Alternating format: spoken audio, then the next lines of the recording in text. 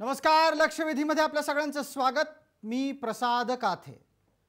राज्य सेवा आयोगानं परिपत्रक काढून त्यांच्याकडच्या भरतीच्या साठीचं एक पाऊल पुढे टाकलं आणि या निमित्तानं राज्य सेवा आयोगानं आत्तापर्यंत एसईबीसी साठी राखीव ठेवलेल्या जागा खुल्या वर्गात घेण्याचा निर्णय घेतला. या निर्णयाच्या नंतर स्वाभाविक प्रतिक्रिया उमटलेल्या आहेत. या अशा प्रकारच्या निर्णयामुळे मराठ्यांच्या साठीचं राज्यसेवेतलं आरक्षण संपुष्टात आलंय. अर्थातच सर्वोच्च न्यायालयानं दिलेल्या निर्णयानंतर ते टिकणं शक्यच नव्हतं. आताच्या परिस्थितीमध्ये मराठा उमेदवारांना दोन पर्याय उरले आहेत, खुल्या प्रवर्गाचा किंवा ईडब्ल्यूएसचा, अर्थात आर्थिकदृष्ट्या मागास प्रवर्गाचा. तिथे सुद्धा स्पर्धा आहेच. या अशा प्रकारच्या धोरणांमुळे मराठा आरक्षणाच्या संदर्भात आंदोलन करणारे तमाम घटक आता काय म्हणणार आहेत? याच्या पलीकडे जाऊन संभाजीराजेंचं नवीन पत्र हे राज्य सरकारची डोकेदुखी ठरू शकतं का, या संदर्भात सुद्धा आपल्याला चर्चा करायची आहे. मराठ्यांचं आरक्षण आत्ताच्या घडीला पूर्णपणे संपुष्टात आलं असेल तर मराठा आंदोलन उभं राहणार, की विद्यमान सरकार असेपर्यंत मराठ्यांचं आरक्षणासाठीचं आंदोलन तीव्र रीतीनं होणार नाही, हा सुद्धा प्रश्न आहेच. त्यानिमित्तानं आजची लक्षवेधीची चर्चा मराठे खुल्या प्रवर्गातच.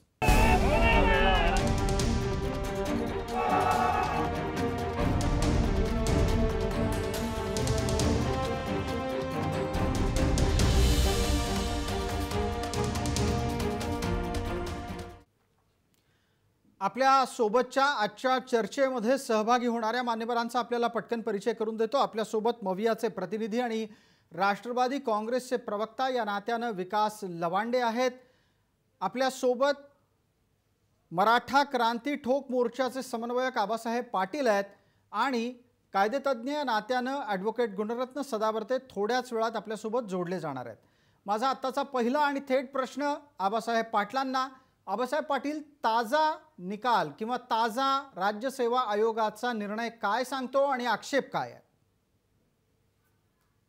प्रसादजी, मी खरं तर आपल्याला धन्यवाद देतो की आपण ही चर्चा आज लावली आणि तमाम महाराष्ट्रातल्या जनतेला या सरकारच्या भावना कळल्या. सरकार मराठ्यांच्या बाबतीत किती प्रयत्न करतंय आणि मराठा समाजाला काय देते. संपूर्ण मराठा समाजामध्ये प्रचंड अस्वस्थता निर्माण झालेली आहे. सगळा युवा वर्ग जो एमपीएससी राज्यसेवा करणारे असतील किंवा इतर विभागातले जे विद्यार्थी आहेत, या सगळ्या विद्यार्थ्यांची निवड प्रक्रिया पूर्ण झाली, ती सगळी संपवून टाकली आणि मराठ्यांना शासकीय सेवेतनं हद्दपार करण्यास हे शासनातले जातीवादी अधिकारी आणि सरकारमधले काही मंत्री हे यशस्वी झालेले आहेत. मला हे कळत नाही की उपसमितीची स्थापन करून ठेवलेली कशासाठी स्थापन केलेली आहे, या उपसमितीचं काय काम आहे? ठीक आहे आबासाहेब, त्यावर येऊ. हे राज्य सेवा आयोगाच्या नव्या परिपत्रकावरचे आक्षेप पटकन सांगा आबासाहेब. त्या नवीन परिपत्रकामुळं एक तर मराठे ईडब्ल्यूएस मध्ये गेले, तिथं पण फसले, कारण तिथं वयोमर्यादेचा विषय होता, मेरिटचा, तिथून ते आउट झाले. दुसरा एसईबीसीच्या ज्या हक्काच्या जागा होत्या त्या सगळ्या जागा यांनी खुल्या वर्गात ट्रान्सफर करून दिल्या आणि खुल्या वर्गात टाकल्यामुळं तिकडे मुलं बाद झाले आणि ना खुल्या वर्गात गेले ना ईडब्ल्यूएस मध्ये गेले. या हक्काच्या जागा सगळ्या संपुष्टात करून टाकल्या आणि त्याच्यामध्ये वयोमर्यादेमुळे ते खुल्या वर्गात जाऊ शकत नाहीत, हे वारंवार आम्ही सरकारकडे सांगितलेलं आहे आणि त्या अधिकाऱ्यांच्या पर्यंत पोहोचवलंय. परंतु आज सरकारची काय मानसिकता आहे मला माहित नाही. ठीक आहे, पण आबासाहेब मला आपल्याला थांबवायचं आहे आणि पुढचा प्रश्न असा विचारायचा आहे. एकदा का सर्वोच्च न्यायालयाचा निकाल आला की त्याच्यानंतर राज्य सरकारच्या समोर याशिवाय वेगळे कुठले मार्ग असणार आहेत? या निमित्तानं राज्यसेवेमध्ये भरती तरी सुरू झाली, ही सकारात्मक बाब नाही का आबासाहेब पाटील? बिलकुल नाही. एक सरकार इकडं मराठा आरक्षणावरती आक्षेप घेतं, मराठांचं सर्टिफिकेट बाद करतं, मग ज्या ठिकाणी एससी एसटी मध्ये जे कॅटेगरीचे विद्यार्थी आहेत, जे कास्ट सर्टिफिकेट इनव्हॅलिड आहे, कास्ट अवैध ठरवलेलं आहे सुप्रीम कोर्टानं, मग एखाद्यानं जर कास्ट अवैध असेल त्याच्यावर गुन्हा दाखल होतो, ज्यांनी दिलं त्याच्यावर गुन्हा दाखल होतो. अशा लोकांना आज जवळपास अधिसंख्य पदावरती अनेक जी आर निघाले, ते तुम्ही व्हॅलिड करता. आणि इथं हक्काच्या जागा असताना तुम्ही बाहेर काढता, म्हणजे हा पक्षपात नाही का? आता कायदा एका समाजाला याच्यावर काय, आपल्याला दुसऱ्या समाजाला कायदा दुसरा आहे, याच्यावर असं तर आहे आपल्याला का? सरकारची भूमिका ऐकायचीच आहे. आपल्या सोबत त्यानिमित्तानं मवियाचे प्रतिनिधी आणि राष्ट्रवादीचे प्रवक्ता विकास लवांडे आहेत. विकासजी, आपण आबासाहेब पाटलांचे तर्क ऐकले असतील. माझा त्यांना जो प्रश्न होता तो प्रश्न मी आपल्यासमोरही ठेवतो. एकदा सर्वोच्च न्यायालयानं निकाल दिल्याच्या नंतर एसीबीसीचं आरक्षण मराठा वर्गाला राहत नाही, मराठे मागास नाहीत असं सर्वोच्च न्यायालयात म्हटलं गेल्याच्या नंतर अशा प्रकारचा आदेश येणं स्वाभाविक होतं का आणि राज्य सरकारनं त्याची अंमलबजावणी केली आहे का? अगदी बरोबर आहे. तुम्ही जे मुद्दे मांडलेले आहेत त्याच्याशी मी बऱ्यापैकी सहमत आहे. सुप्रीम कोर्टाचा एकदा निकाल आल्यानंतर राज्य सरकारसमोर कुठलाही पर्याय राहत नाही आणि ज्या राज्य सेवा आयोगाच्या मार्फत वेगवेगळ्या पदावर जागा भरल्या जातात, निश्चित केल्या जातात. गेल्या 5 वर्षामध्ये फडणवीस साहेबांच्या काळामध्ये शासनाच्या कुठल्याही जागा भरल्या गेल्या नव्हत्या. त्यानंतरचा काळ सुद्धा एससीबीसीचं आरक्षण किंवा सुप्रीम कोर्टाचा निकाल येईपर्यंत मराठा संघटनांचा राज्य सरकारवर तितका दबाव होता की त्या निकालापर्यंत आपण कुठल्याही सरकारी जागा भरण्यात येऊ नये.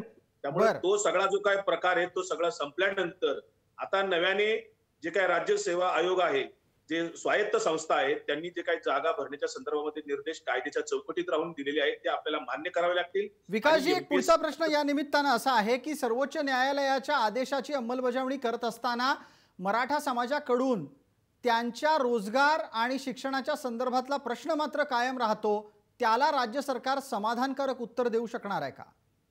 शिक्षण आणि रोजगाराचे कुठलेही प्रश्न त्याच्यामुळे प्रलंबित राहत नाहीत. जे आजपर्यंत आहेत तेच प्रचलित कायदे आतापर्यंत जे आहेत ते पुढे चालू राहणार आहेत. जे आतापर्यंत वेगवेगळ्या पदावर गेले किंवा जे शिक्षण घेऊ शकले ते कुठल्या आरक्षणात नव्हते. त्यामुळे आरक्षण असलं तरच शिक्षण मिळणार आहे, आरक्षण नसेल तर शिक्षण मिळणार नाही, अशी काही परिस्थिती नाही. आणि रोजगाराच्या संदर्भामध्ये राष्ट्रीय संकट आहे. आपल्या देशामध्ये 45 वर्षात सर्वाधिक बेरोजगारीचा दर आपल्या देशामध्ये ओढवलेला आहे. हे काय महाराष्ट्राचं किंवा मराठ्यांच्या पुरतं संकट नाहीये. आणि ओपन जागामध्ये स्पर्धा जरी असली तरी आरक्षणामध्ये सुद्धा स्पर्धा असते. त्यामुळे स्पर्धा परीक्षेचं नावच स्पर्धा परीक्षा आहे. 100 जागासाठी 10,000 विद्यार्थी बसणार. स्पर्धा परीक्षेमध्ये स्पर्धा होत राहणार. ठीक आहे, याच्यावर एक पटकन आबासाहेब पाटलांचा तर्क घेऊ. त्यानंतर गुणरत्न सदावर्ते आपल्या सोबत जोडले गेले, त्यांच्यासाठीचे वेगळे प्रश्न आहेत. आबासाहेब पाटील, आपण विकास लवांडेंच्या मुद्द्याचा प्रतिवाद करू इच्छित आहे का? अहो लवांडे साहेब, एससीबीसीच्या वर्गातून जे विद्यार्थी नियुक्त झाले होते ते आता खुल्या वर्गात जागा गेल्यानंतर त्याच्यातून बाद झाला. तुम्ही 2 वर्षापूर्वी 1 वर्षापूर्वी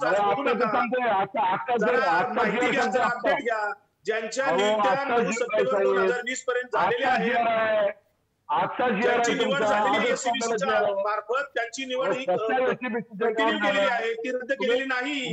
खोटं बोला, तुम्ही ऐकून घ्या पहिला. एससीबीसीच्या ज्यांच्या निवड झालेली आहे त्यांची नियुक्ती कायम केलेली आहे. माहिती घेऊनच बोलतोय. एससीबीसीची नियुक्ती ज्यांची झाली ती कायम केलेली आहे. जरा माहिती घ्या. कुठे आज ज्या पद्धतीने सगळे मुलं बाहेर पडली तुम्ही सगळ्यात आज सगळ्यात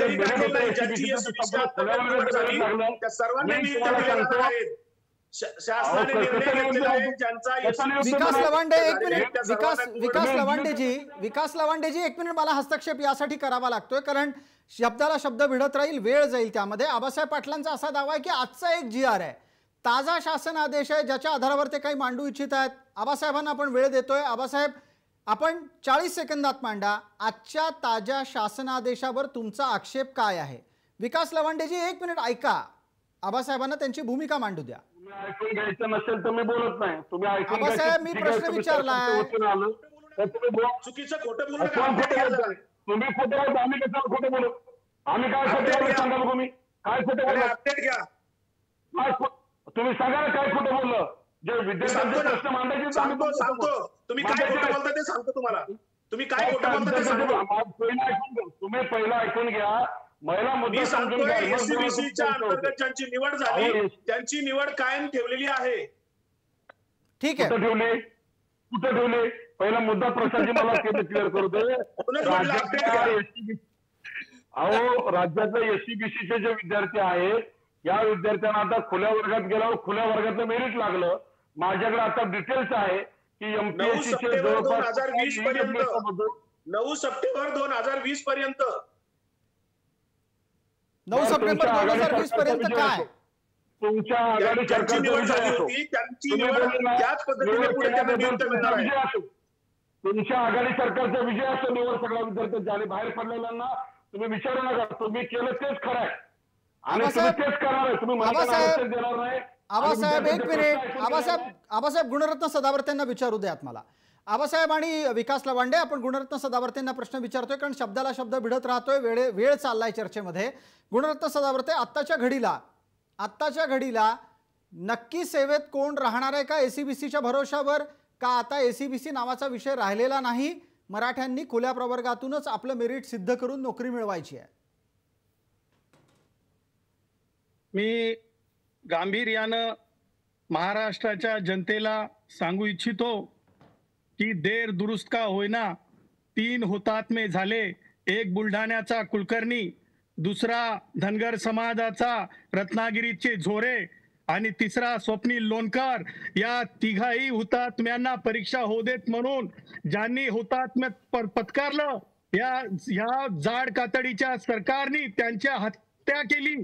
त्यांची वाट पाहिली की किती मरतात आणि केवळ मराठा अठ्ठासा पोटी आम्ही पहिल्या दिवसापासून माननीय न्यायालयामध्ये सांगत होतो, मॅट कोर्टामध्ये, की ताबडतोब माननीय सर्वोच्च न्यायालयाच्या निकालाप्रमाणे तुम्ही रिकास्ट ऑफ मेरिट लिस्ट करा आणि मराठ्यांना त्याच्यातून एसीबीसीना त्याच्यातून वगळा.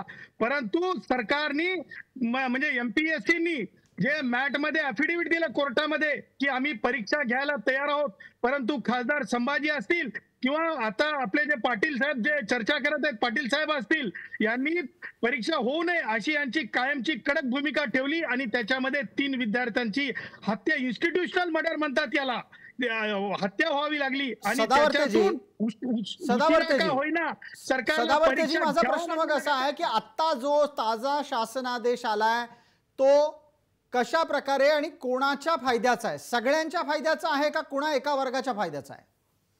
आत्ताचा जो शासन आदेश आहे ते माननीय सर्वोच्च न्यायालयाने सांगितलं की एसईबीसीचं आरक्षण, मराठ्यांचं आरक्षण कोणत्याच परिस्थितीत राहणार नाही. मराठ्यांचं आरक्षण वगळून सर्वांच्या हितासाठीचा शासन आदेश आहे. याच्यामध्ये एसईबीसी म्हणून किंवा यापूर्वी ज्या प्रकारे मराठ्यांना आरक्षण दिलं होतं त्या धर्तीवर ना डेप्युटी कलेक्टर, ना तहसीलदार, ना पीएसआय काही होता येणार नाही. आणि ही मोठी उपलब्धी आहे, खुल्या वर्गासाठी उपलब्धी आहे. आणि हेच जर शहाणपण अजित पवारांना जे आता सांगितलं परीक्षा घेतो, हे अगोदर हे 3 हत्या होण्याच्या आधी हे 3 बळी लोणकर विद्यार्थी जाईपर्यंत झाला असतं तर हत्याही झाल्या नसत्या आणि परीक्षाही झाल्या असत्या. याच्यावरची प्रतिक्रिया पटकन आबासाहेब पाटील. 1 मिनिट.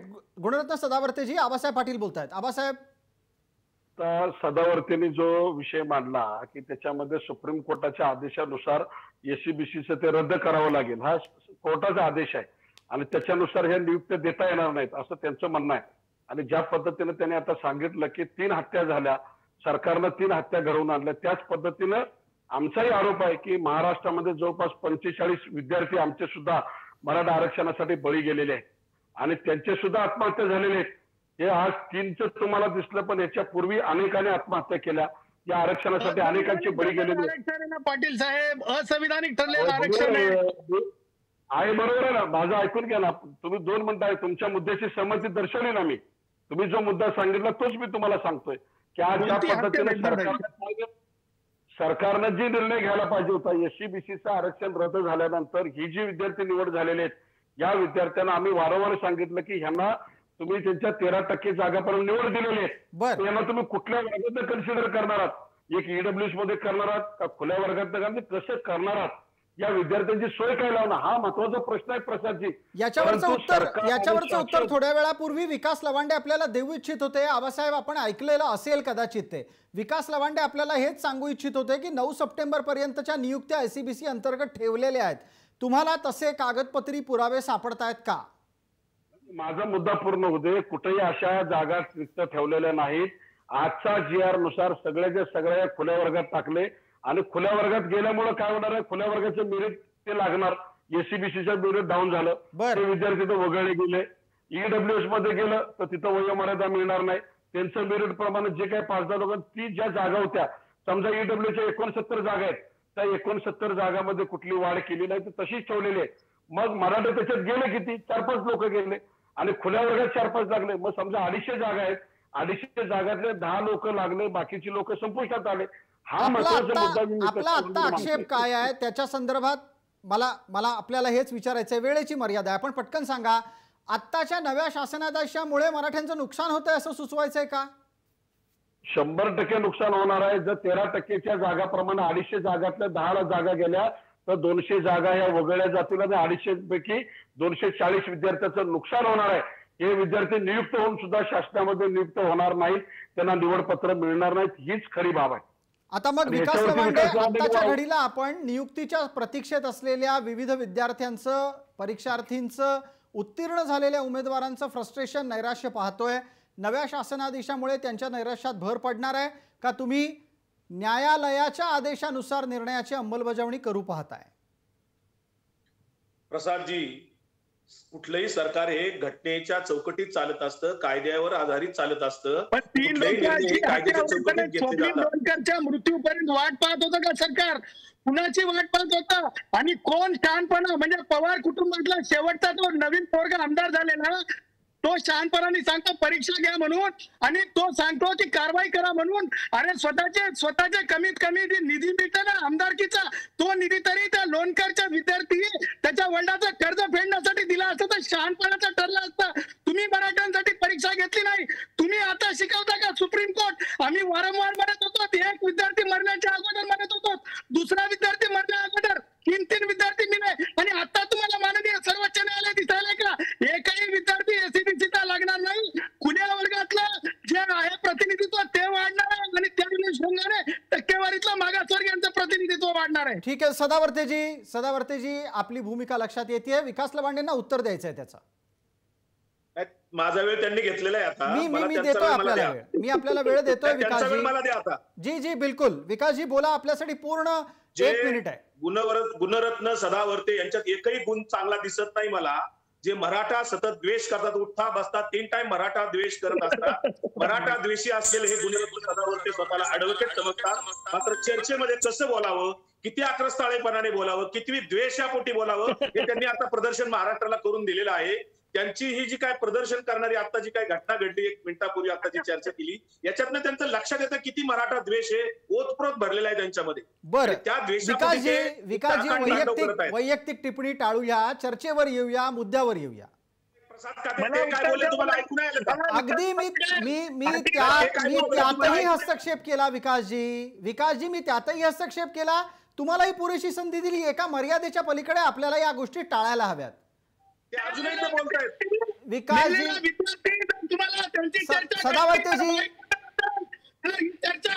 सदावर्तेजी, सिंचन घोटाळा आणि आदर्श सारख्या गोष्टींना मी फाव देत असतो. सदावर्तेजी, आपल्याला मुद्दा भरकटू द्यायचा नाहीये. सदावर्तेजी, आपल्याला मुद्दा भरकटू द्यायचा नाहीये. विकास लवांडेंच्या उत्तरासाठी आपण या चर्चेत मी तुमचं उत्तर थांबवतोय. सदावर्तेजी 1 मिनिट ऐका. सदावर्तेजी, विकास लवांडे काय म्हणतात ते ऐका. आपण मुद्द्याला चिकटून राहूयात. विकास लवांडेजी बोला. त्यांचं होऊ द्या, सगळा वेळ त्यांना द्या. नाही, आता ते मी ठरवणार आहे. मी तुमच्या सल्ल्यासाठी धन्यवाद देतो. आता तुम्हाला मी बोलायला सांगतोय, तुम्ही बोला. असली माणसं तुम्ही चर्चेत आणून कशाला वेळ घालवता एकमेकांचा? आता हे कसं तुम्ही ठरवू शकता की आम्ही कोणाला बोलवायचं, कोणाला नाही बोलवायचं? ही मानसिकता आहे तुमची. हे तुमचा पांढरा चेहरा जे शरद पवार बोलले ना की नाना पाटोले लहान, ही तुमची मानसिकता आहे. असले माणसं म्हणजे कसले माणसं? उत्तर द्या. असले माणसं म्हणजे कसले माणसं? हसू येतंय नाना पाटोलेला लहान जातीचं म्हणण्यासाठी. ही तुमची मानसिकता आहे. विकास लवांडेजी, आपण आपल्या शब्दांवर नियंत्रण ठेवायला हवं. अशा प्रकारचे कोणतेही हीन वक्तव्याचे प्रयोग इकडे नको. मी तुम्हाला मुद्द्यावर या अशी विनंती 3ऱ्यांदा करतोय. विकासजी, आपण मुद्दा मांडा आपला. नाही, मला असल्या लोकांशी मला बोलायचं नाहीये. नाही, त्यांच्याशी नका ना बोलू. तुम्ही महाराष्ट्रातल्या प्रेक्षकांशी संवाद साधताय. तुम्ही अँकर म्हणून फेल. विकासजी, तुम्ही महाराष्ट्रातल्या प्रेक्षकांशी संवाद साधताय. मी तुम्हाला प्रश्न विचारलाय, तुम्ही मुद्द्यावर येऊन बोला. मी बोलत असताना काय बोलतात, किती गलिच्छ बोलतायत, तुम्हाला कळतं का? विकासजी, मी त्यांना थांबायला सांगितलंय. त्यांचा माईक बंद करा. विकासजी, मी त्यांना थांबायला सांगितलंय. तुम्ही मुद्द्यावर येणार आहात का? मी बोलतो. विकासजी, मी त्यांना थांबायला सांगितलंय, तुम्ही बोला ना. त्यांचा आवाज आता ऑन एअर नाहीये. मी गुणरत्न सदावर्तेजी आपल्याला विनंती करतो, आपण थांबा. एकदा विकासजींचं मुद्द्याला धरून असलेलं उत्तर सुरू होऊ द्यात. सदावर्तेजी, माझी विनंती आहे आपल्याला, आपण थांबा. एकदा विकासजींचं बोलणं सुरू होऊ द्या, त्यांना मुद्द्याला धरून बोलू द्या, नाहीतर असाच वेळ या सगळ्या चर्चेचा निघून जाईल. थोड्या वेळापूर्वी आबासाहेब पाटलांनी काही आक्षेप नोंदवले होते, त्याची उत्तरं विकास लवांडे देणार आहेत. विकासजी बोला. महाराष्ट्रामध्ये महाविकास आघाडीचं सरकार आहे ही काही लोकांची पोटदुखी आहे हे निष्पन्न झालेलं आहे महाराष्ट्रामध्ये. दुसरी गोष्ट, जे आरक्षणाच्या मुद्द्यावर लढा चालू आहे, मराठ्यांचा द्वेष करणारे गुणरत्न सदावर्ते, आज कुठल्याही मराठा मुलाला जर विचारलं तर गुणरत्न सदावर्ते ओतप्रत भरलेलं व्यक्तिमत्व आहे, ज्याला भाजप स्पॉन्सर करतंय. आणि ते असे काहीही आकांड तांडव करून ओतप्रत भरलेले व्यक्तिमत्व प्रदर्शित होते.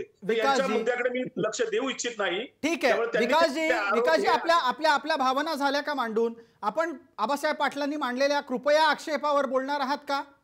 आबासाहेब पाटलांनी थोड्या वेळापूर्वी जो आक्षेप नोंदवला की ताजा शासनादेश हा मराठ्यांवर अन्याय करणारा आहे, 9 सप्टेंबरच्या नंतरच्या कुठल्या नियुक्त्या एसीबीसी अंतर्गत राहणार आहेत, त्याच्यावर उत्तर द्या कृपया.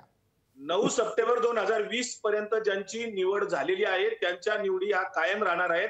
त्यानंतर एसीबीसी आरक्षणे अडचणीत आलेलं आहे, एसीबीसी आरक्षण राहिलेलं नाही. त्यामुळे आज जी जाहिरात निघालेली आहे एमपीएससी मार्फत, ही जाहिरात ही नवीन आगामी जागांसाठी आहे, झालेल्या परीक्षांसाठी नाही.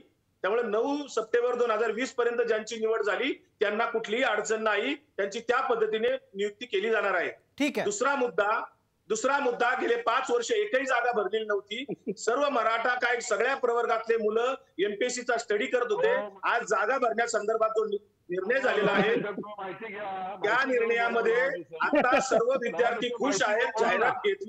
जाहिरात निघाली, आज हजारो जागा भरल्या जाणार आहेत. पोलीस भरती होणार आहे, एमपीएससी तर्फे जागा भरल्या जाणार आहे. याचा निश्चित सर्वांना फायदा होणार आहे. आणि ईडब्ल्यूएसच्या संदर्भामध्ये सुद्धा आणि गरीब मराठ्यांना फायदा होईल, श्रीमंत मराठ्यांना फायदा होणार नाही, परंतु गरीब मराठी जे आहेत, दारिद्र्य खालचे लोक आहेत, यांना ईडब्ल्यूएसच्या माध्यमातून निश्चित फायदा त्याच्या स्वरूपात काही ना काहीतरी. लवांडेजी, आपल्याला आबासाहेब पाटील सल्ला देत आहेत की अभ्यास करून बोला, ते असं का म्हणतायत विचारूयात. आबासाहेब, 1 मिनिटाचा वेळ आहे, मर्यादित वेळ आहे.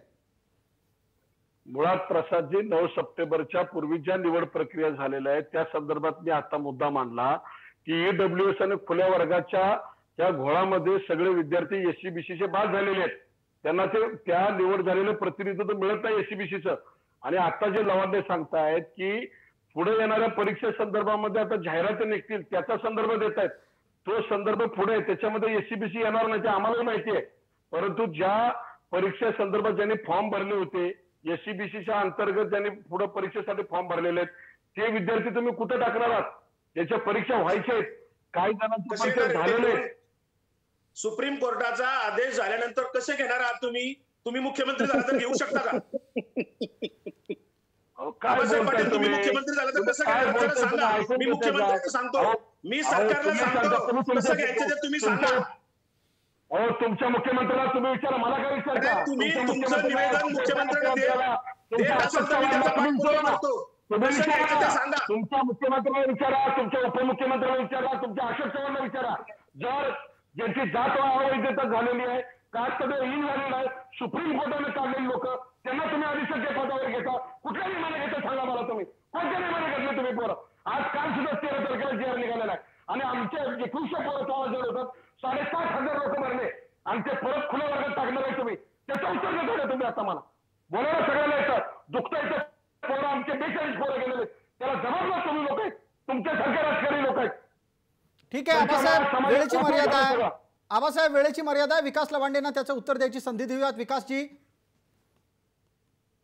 मराठा आरक्षणाच्या संदर्भामध्ये सुप्रीम कोर्टाचा निकाल हा आपण पुन्हा पुन्हा सांगतोय, हा दुर्लक्षित करून एसीबीसी आरक्षण रद्द झाले हे दुर्लक्षित करून जर कोणी चर्चा करणार असेल तर त्या चर्चेला काही अर्थ नाही. हा भाबडेपणा आहे. मराठ्यांना भडकवण्याच्या दृष्टिकोनातून काही लोक बोलत राहतील, परंतु ज्या जागा गेले 5 वर्ष भरल्या नव्हत्या, मागच्या 5 वर्षामध्ये एकही सरकारने आज त्याची पोलीस भरती होणार आहे, एमपीएससीच्या अंतर्गत जागा भरल्या जाणार आहेत. या सर्वाचा विचार करून आज मराठा असतील, ओबीसी असतील, सर्व प्रवर्गातल्या लोकांना आता सरकारी नोकरी निर्माण करून दिली आहे महायुतीच्या काय केलं तुम्ही सांगा. याचा फायदा त्या मुलांचं तुम्ही काय केलं सांगा. आबासाहेब पाटलासारखे काही ठोक मोर्चा काढून ठोक बोलून उपयोग नाही. आबासाहेब पाटील ठोक बोलून उपयोग नाही. काही तुमची संघटना टिकवण्यासाठी मराठ्यांचं नेतृत्व करण्यासाठी वडून काढून काही बडबड करू नका. विकासजी आणि आबासाहेब पाटील, काही बडबड करू नका. विकास लवांडे, आबासाहेब पाटील दोघांनी थांबा. मला गुणरत्न सदावर्तेंना एक प्रश्न विचारायचा आहे, तांत्रिक आहे, ज्याच्या संदर्भात तुमच्या दोघांकडूनही उत्तर येत नाहीये. मला त्या संदर्भातला एक तांत्रिक आणि कायदेशीर खुलासा घ्यायचा आहे, तो गुणरत्न सदावर्ते यांच्याकडून. सदावर्तेजी, वेळेची मर्यादा आहे, आपण पटकन उत्तर द्यावं. सदावर्तेजी, एका गोष्टीचा खुलासा करा. मराठा आरक्षण जोपर्यंत अस्तित्वात होतं तोपर्यंत ज्यांना नियुक्त्या देणं अपेक्षित आहे, जे उत्तीर्ण झालेले आहेत त्यांना नियुक्त्या मिळाल्याच्या नंतर मार्ग सुकर होईल का त्यांच्या नोकरीचा? त्यांच्याही नियुक्त्या आतापर्यंत रखडलेल्या आहेत. मी अगदी 2 सेकंदामध्ये उत्तर देतो अगोदरचं. आणि ही शूद्र जातीय मानसिकतेतून त्यांनी माझ्यावर विकास लवंडेने आरोप केले, ते चुकीचे आहेत. आणि मी असं म्हणेल की जे नाना पाटोलेंना चव्हाण आहेत असं म्हणून सदावर्तेजी, आपल्याला मुद्द्याला चिकटून राहायचं, वेळेची मर्यादा आहे. सदावर्तेजी, मुद्द्याला चिकटणं गरजेचं आहे, वेळेची मर्यादा आहे. नाना पटोलेचं स्टेटमेंट झालं ते एक. आणि दुसरं की मला म्हणतायत ना, ते भाजपचे जर शरद पवार जर भारताच्या पंतप्रधानांना बारामतीत भाजपची सुपारी घेऊन लढत आहेत. सदावर्तेजी,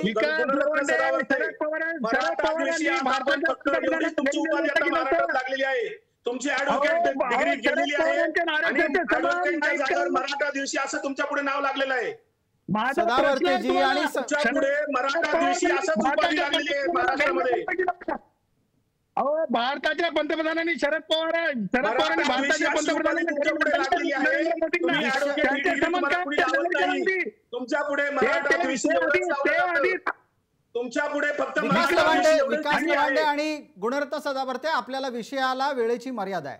मला विकास लवांडे आपल्याकडून उत्तर अपेक्षित आहे. मी सदावर्तेंना जो प्रश्न विचारला होता त्याचं उत्तर आपणही द्यावं. 30 सेकंद मी आपल्याला देतो.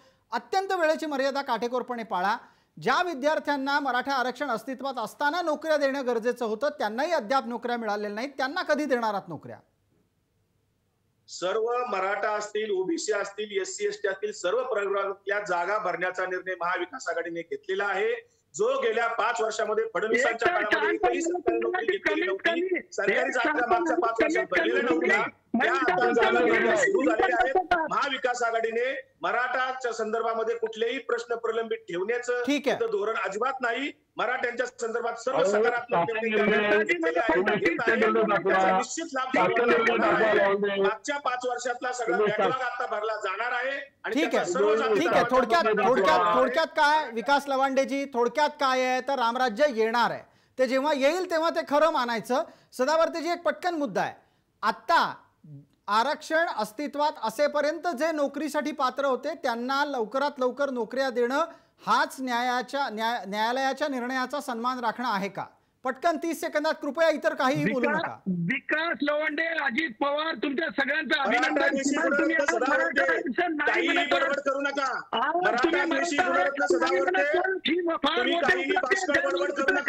तुमचा मराठा द्वेष महाराष्ट्राला दिसतोय. तुमचा मराठा द्वेष किती आहे ते महाराष्ट्र पाहतोय. तुमचा मराठा द्वेष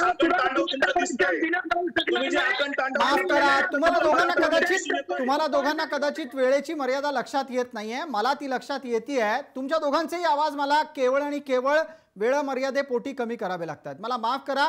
आपण या प्रश्नांची उत्तरं ज्या बाबतीत प्रश्न विचारून विकास लवांडे आणि गुणरत्न सदावर्तेंना बोलतं करू पाहत होतो त्यांच्याकडून ती समाधानकारक आत्ता मिळालेली नाहीत. चर्चेला वेळेची मर्यादा असल्यानं हे लक्षवेधीतली ही या विषयावरची चर्चा आपण इथेच थांबवतोय. आपण सर्व मान्यवर या चर्चेत सहभागी झाल्याबद्दल आपले मनपूर्वक आभार. लक्षवेधीच्या या भागामध्ये तुर्तास इतकंच. सर्व प्रेक्षकांना जय महाराष्ट्र.